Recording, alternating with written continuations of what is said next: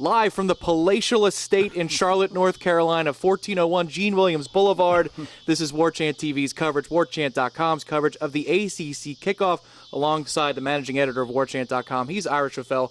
My name is Tom Lang, first time in front of the camera for Warchant and Warchant TV. Ira, we made it, sir. We did, our quartet.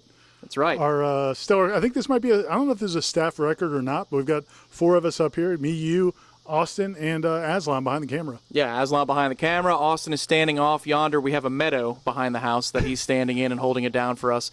But Ira, we are here finally. Tomorrow is Coastal Wednesday, but first and foremost at the ACC Kickoff, we hear from the new commissioner. Jim Phillips speaks before the assembled media. We'll get to ask him questions.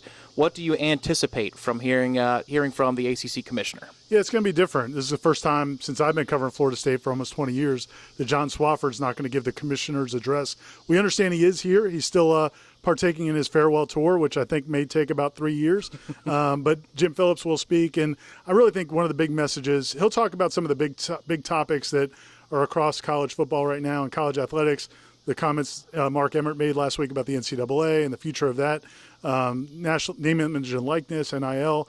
A lot of the topics that are taking place at all of the different conferences, but I think particularly he may make some comments about the ACC and the importance of football and the dedication of football, which we're getting some signs of as we get ready for this event, that they're trying to make it a bigger event. Yep. Each team is bringing 3 players. That's an upgrade from 2 players in the past. There's some other things they're doing as well that are going to try to send a message that football is king in the ACC. Even right down to a fancy mini football field in the lobby in front of the checkout desk at the hotel. But instead, we're here at Palatial Estates, as I said. Tomorrow, Coastal Wednesday, which means 2 opponents on the 2021 schedule will be discussing their season, their upcoming year. That includes the North Carolina Tar Heels and, of course, rival Miami, who Florida State will be hosting, final home game of the season in November. De'Aaron King is back for another season. Remember, 2020 didn't count against eligibility, so De'Aaron King is back for yet another year in Coral Gables. Ira, we're going to be talking to him amongst others, but what do you expect to hear from those 2 Coastal opponents for Florida State? Yeah, that's the thing. The Coastal goes tomorrow, and it's De'Aaron King. I mean, 2 guys that are very familiar to Florida State fans,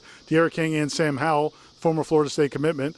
But De'Aaron King, I mean, I think there's going to be a lot of talk about him because of a lot of the activity he had this summer with the name, image, and likeness. I mean, and for Florida State's perspective, it kind of hits close to home because he's actually a partner, a business partner with Mackenzie Milton, one of FSU's representatives at this event. So I think name, image, and likeness is going to be a big – I think he's got like 6 or 7 different NIL deals that he's got. He's definitely an entrepreneur, and getting this year back – I think paid off for De'Aaron King. It'll also be interesting to talk to De'Aaron about what it's like to be a grad transfer to come into a program like a Miami or a Florida State. A lot of parallels there, not just on the NIL front, but also the career path front, because Mackenzie, of course, will be there on Thursday with Jordan Travis, Jermaine Johnson, and Mike Norvell. That's the big day for Florida State, is Atlantic Thursday. But first things first, we talk to the commissioner tomorrow. We talk, obviously, to the Coastal teams. And, of course, Florida State will be talking for the first time in the preseason. Clemson today apparently decided to get underway a day early at home for their Media Olympics. 2 days early from when they're supposed to speak. That's correct, yes. Yeah, tomorrow is usually the jet photos, when they're off to Charlotte. But they called it their Media Olympics. So I guess Dabo and the players got what they wanted to get out of the way. Not sure what new things people can ask them, maybe how Tuesday went. But we will be here, obviously, on Thursday to cover all the stuff from the Atlantic and Florida State's thoughts on the season upcoming as well. Yeah, it should be a big week. And, we'll hear later. I don't think we'll get the predictions from the media about predicted order of finish until next week. But all the ACC media members will be voting this week on Players of the Year, all ACC first team and second team, and then also order of finish. It's going to be interesting to see kind of the reception Mackenzie Milton gets, Jordan Travis gets, and as you mentioned, Jermaine Johnson and Mike Norvell. So that's all taking place on Thursday, but we're going to be covering the Coastal as well tomorrow. Yep.